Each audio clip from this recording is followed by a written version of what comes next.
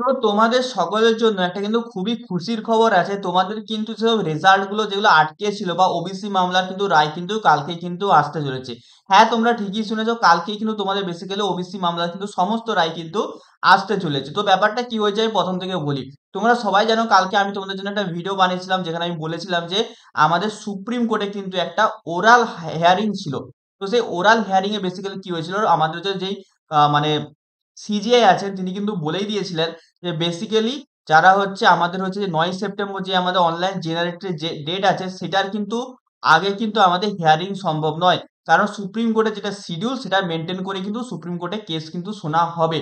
ঠিক আছে, এটা কিন্তু আমাদের জানিয়ে দিয়েছিল। এছাড়াও হচ্ছে আমাদের সুপ্রিম কোর্ট এটা বলেছিল যে আপনাদের যদি মনে হচ্ছে কোর্টের হচ্ছে রায় মানছে না আমাদের হাইকোর্ট, তাহলে আপনারা একটা হচ্ছে আদালত অবমাননার একটা কেস করে দিন। তো সেই মতো আমাদের রাজ্য সরকার হচ্ছে একটা ব্যবস্থা নিয়েছে। রাজ্য সরকার একটা হচ্ছে আমাদের পিটিশন দায়ের করেছে, যেটা কিনা বেসিক্যালি কি একটা হচ্ছে কোনো একটা রায়ের উপর একটা হচ্ছে ইন্টেরিম স্টে পাওয়ার জন্য। তো বেসিক্যালি আমাদের যে ওবিসি মামলাটা চলছে সেই ওবিসি মামলাটার জন্য অনেক কিছু জিনিস আটকে আছে। তো তার জন্য বেসিক্যালি আমাদের কালকে রাজ্য সরকার হচ্ছে এই কোর্টকে জানাবে যে আমাদের এত কিছু জিনিস আটকে আছে একটা মামলার জন্য, তো এটাই একটা আমরা স্থগিতাদেশ দিন, একটা ইন্টারিম হচ্ছে স্টে দিন, যার জন্য হচ্ছে আমরা এই জিনিসগুলো করতে পারি। তো তার মধ্যে কি কি আছে, প্রথমে আমাদের আছে হচ্ছে ডাব্লিউবিসিএপি 9 লাখ অ্যাডমিশন বাকি আছে।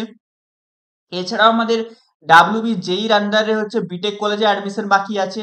এছাড়া আমাদের জেক্সপোর মাধ্যমে পলিটেকনিক কলেজে অ্যাডমিশন বাকি আছে। নার্সিং এর এন্ট্রান্স বাকি আছে, ল্যাটারাল এন্ট্রি মানে এন্ট্রান্স বাকি আছে। তো এই জিনিসগুলো কিন্তু সমস্তই কিন্তু আমাদের রাজ্য সরকার কিন্তু আমাদের মাননীয় কিন্তু সুপ্রিম কোর্টকে কিন্তু জানাবে, এবং তারা আর্জি জানাবে যেহেতু আমাদের এতগুলো জিনিস। এছাড়াও সব থেকে বড় জিনিস, অনেক কিন্তু গভর্নমেন্ট চাকরি কিন্তু এখনো পর্যন্ত কিন্তু আটকে আছে। তার মধ্যে সব থেকে বড় হলো এসএলএসটি। এছাড়া হচ্ছে আমাদের মিউনিসিপ্যালিটি কর্পোরেশনের হচ্ছে ইঞ্জিনিয়ারিং এর ভ্যাকেন্সি ছিল, সেটাও কিন্তু এখানে আটকে আছে।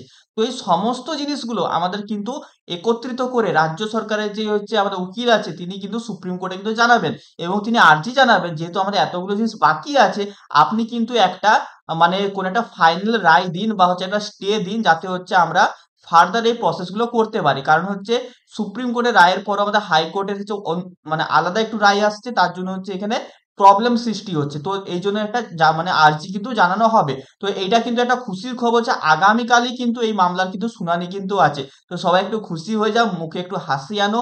অনেকদিন পর তোমাদের জন্য একটা খুশির খবর এগুলো আসতে চলেছে, এবং সবই কিন্তু তোমাদের এআইসিটির প্রেসারের জন্য। এআইসিটি যে নোটিশটা এসেছিল সেটার জন্য কিন্তু এতটা কিন্তু প্রেসার কিন্তু তৈরি হয়েছে আমাদের রাজ্য সরকারের ওপর। ঠিক আছে, তো সবাই একটা করে ভিডিওটা লাইক করে দিও, চ্যানেলে নতুন থেকে সাবস্ক্রাইব করে নিও।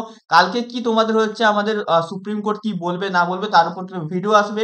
চ্যানেলটা অবশ্যই সাবস্ক্রাইব করো, নিচে দেখো সাবস্ক্রাইব বলে বাটনটা আছে, সাবস্ক্রাইব করে দিও। আর অবশ্যই তোমাদের কিন্তু কমেন্টটা কিন্তু আমার কিন্তু খুবই দরকার।